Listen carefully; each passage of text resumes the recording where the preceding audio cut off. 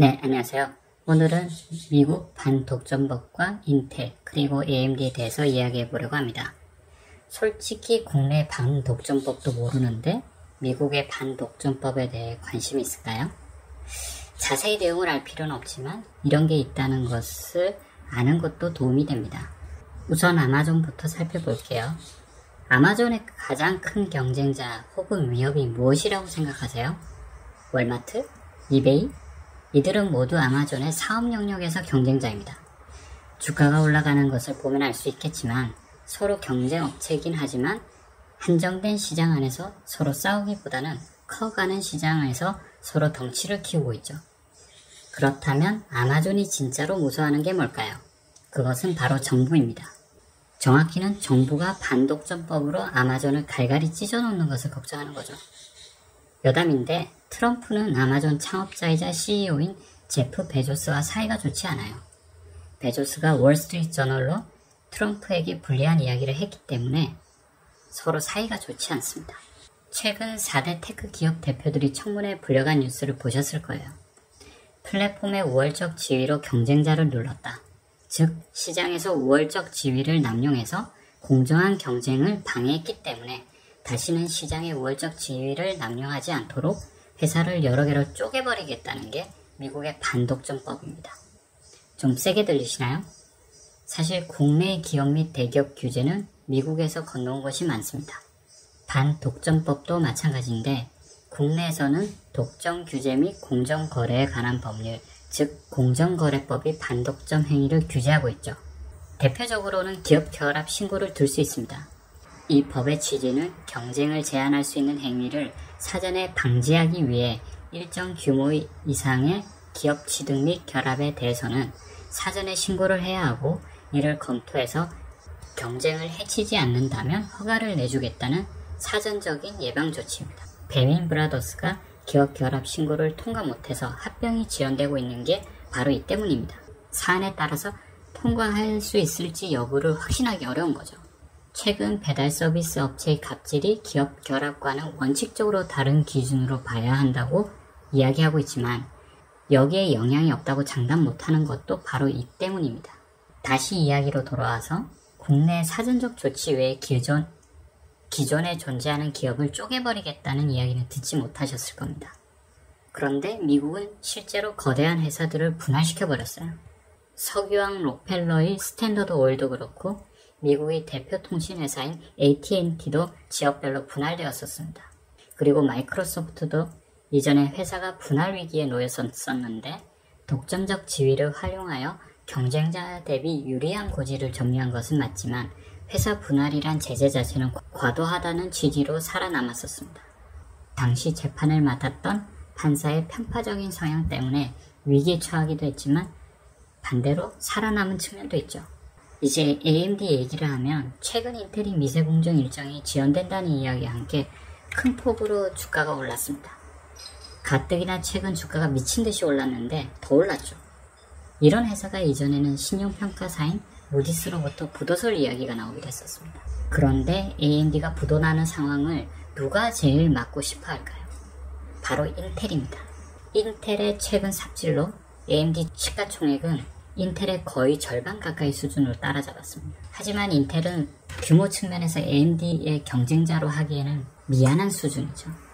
CPU 시장에서 크게 인텔, AMD 정도의 선택지밖에 없는 것은 사실이고 그렇기 때문에 AMD가 망하면 인텔은 독점 기업이 되어서 설사 시장의 우월적 지위를 남용하지 않는다고 하더라도 매번 그걸 감시받아야 되는 위치가 됩니다. 오른쪽의 매출 규모를 보시면 AMD가 가파르게 성장하고 있는 것은 맞지만 그래봤자 인텔의 약 10% 수준에 불과합니다. 미세 공정 수율 때문에 생산량이 부족해서 PC 시장은 버리고 서버 시장을 공략한다는 이야기가 있는데 최근 출시 기준으로 보면 AMD가 PC 및 서버에서도 마켓 쉐어가 올라가고 있죠.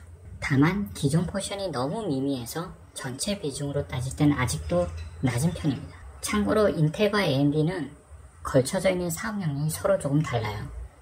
왼쪽 아래 간단하게 정리했는데 인텔은 PC, 서버용 CPU 외에도 통신칩, 클라우드 컴퓨팅, AI, 자율주행 등 요새 핫한 영역에는 다 발을 담그고 있어요. AMD도 보면 크게 CPU랑 그래픽카드로 나눠져 있는데 요새 AI 때문에 그래픽카드 쪽이 좀 떴죠. 과거에 ATI라는 그래픽카드를 인수해서 엔비디아랑 경쟁 관계도 있고 이 그래픽 역량을 활용해서 CPU의 내장 그래픽카드가 인텔보다는 상대적으로 우위에 있습니다. 하지만 중요한 것은 AMD의 성장세는 분명히 무서운데 현재 규모적인 측면에서 AMD라는 존재는 인텔이 반독점법을 피하기 위해 살려두는 것 그 이상도 그 이하도 아닙니다. 실제로 두 업체가 피 터지게 싸운다기보다는 크로스 라이센싱 체결로 서로 기술을 공유하기도 하고 AMD 내장 그래픽 기술을 인텔에 적용시키기도 하는 등 여러가지 교류가 있었죠. 물론 이 와중에 잡음이 없진 않았습니다. 인텔이 AMD를 반독점법을 피하기 위해 살려둔다고 하더라도 자기들의 지위가 위협받는 것을 원하진 않습니다. AMD 주가 추이를 보면 주목할 만한 움직임이 몇 개 있었는데 먼저 최초로 1GHz를 돌파한 CPU를 AMD가 내놓았었습니다. 더욱이 이때 64비트 표준도 같이 내놓게 되죠. 인텔이 여기에 한방 먹고 몇 년간 회복을 못했었어요. 그래서 다급하게 내놓은 프레스카시라는 CPU가 있었는데 성능은 그럭저럭 괜찮았지만 무시무시한 발열로 겨울철 난방기구 대용으로 취급받는 인터넷에서 엄청난 밈을 일으킵니다. 아버님 댁에 프레스카 놔드려야겠어. 이런 식으로 회자가 됐었죠. 그런데 AMD의 좋은 시절도 잠시였습니다. 인텔이 코어2 듀오라는 희대의 가성비 킹 CPU를 내놓았거든요. 그때부터 AMD의 고난의 시간이 시작되죠. 발열도 좋고 오버도 잘 되고 여러모로 엄청난 CPU였기 때문에 AMD는 상대가 안 됐었습니다. 그런데 아키텍처 변경은 시간이 소요되는 일이에요. 인텔이 AMD의 에슬론 CPU에 대해서 반격을 바로 못했던 것도 이 때문이고 코어2 듀오가 나와서 AMD가 반격하기까지도 시간이 걸렸던 것도 이 때문이죠. 나중에 불도저라는 걸 내놓으면서 반격을 시도했지만 이 또한 희대의 삽질 CPU였어요. 멀티코어 활용도를 극도로 높이려고 했었지만 당시에는 그걸 활용하는 것들이 제한적이었고 더욱이 싱글코어 성능이 극히 낮고 발열이 심각했습니다. 그때부터 주가가 2불 이하로 내려가고 부도솔도 나오고 이렇게 영역의 세월을 보내다가 젠 아키텍처를 사용한 라이젠 CPU가 나오면서 반전 되기는 개뿔 그 전에 코인 열풍으로 엔비디아보다 채굴에 특화된 가격 저렴하고 성능 좋은 AMD 그래픽 카드들이 광부로 끌려갑니다.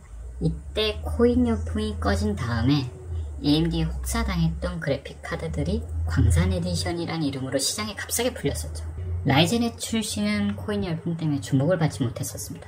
하지만 19년 들어서 인텔이 공급 부족이 계속되면서 라이젠이라는 대안이 계속 주목을 받게 됩니다. 그 이후에 여러분들이 아시는 것처럼 인텔이 미세 공정으로 전환이 늦어지는 것까지 더해지면서 주가가 계속 폭등하게 되는 거죠. 과거 에슬론 CPU가 나오고 나서 인텔이 정신 차리고 반격하기까지 4년 정도 걸렸죠. 이제 라이젠 CPU가 나오고 나서 인텔이 어떤 카드를 들고 나올지 모르지만 라이젠 첫 출시 시점 기준으로 생각한다면 벌써 한 2, 3년이 흐른 거죠. 그런데 여기서 리사수 외에 또 주목할 만한 인물이 있습니다. 바로 짐 켈러죠. 모르시는 분들도 좀 있을 것 같은데 정말 천재라는 말이 부족한 인물이에요. 칩 설계 관련해서는 독보적인 능력을 자랑합니다. 애플의 칩 개발에도 참여했었고 AMD의 부흥을 이끈 두 개의 아키텍처도 모두 이 사람 손에서 탄생했어요. 나중에 테슬라한테 스카웃돼서 기존 엔비디아랑 테슬라가 협업해서 만든 자율주행 칩보다 10배 이상 뛰어난 칩을 제작한 것도 유명하죠. 이 사람이 이제 AMD에 없습니다. 원래 해머 아키텍처 만들고 떠났다가 위기에 빠진 AMD가 단기 계약으로 다시 불러들여서 젠 아키텍처를 만들고 그 다음에 15년도 회사를 떠나버렸죠. 특이한 건 그 이후 테슬라를 거쳐 인텔에 잠시 이적했었다는 점인데 여기서 CPU 개발에 직접 참여하진 않았다고 합니다. 다만 옆에서 만드는 것을 우연히 보고 제로 베이스에서 다시 설계를 해야 될 것 같다라고 조언을 해줬다고 하네요. 여튼 이렇게 뛰어난 인물이 이젠 AMD에 없어요. 그가 개발했던 젠 아키텍처는 여러 세대를 거쳐서 이제 3세대까지 출시가 됐습니다. 망해가던 AMD를 살린 리사수. 저도 AMD 바로서 좋아하는 분이긴 한데 한편으로 걱정이 돼요. 젠 아키텍처 다음은 뭐가 나올 수 있을까? 짐 켈러가 없는 상황에서 인텔은 지금 이를 갈고 새로운 아키텍처를 설계하고 있을 때 시간이 얼마 남지 않은 듯합니다. 빗사수 누님께서 힘을 내셔서 격차를 좀 만들어 놨으면 좋겠어요. 그리고 AMD가 다시 힘들어지게 된다면 짐 켈러 형님이 한 번 더 구원투수로 등판하길 기원합니다. 그럼 마치겠습니다. 감사합니다.